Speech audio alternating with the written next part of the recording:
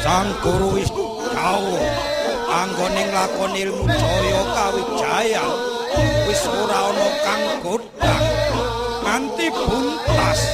lumabening daya kasekten prasasat iki jagat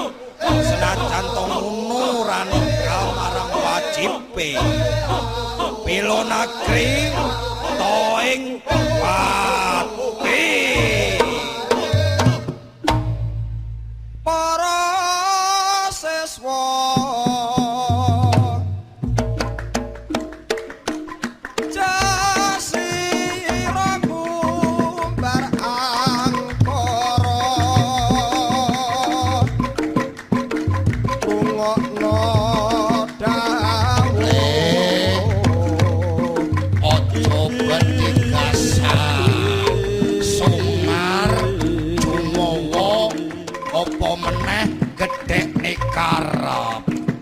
dina kang becik iki gek mapan kono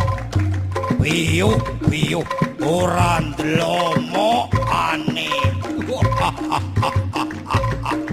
supaya dadi waruk kang pinunjuk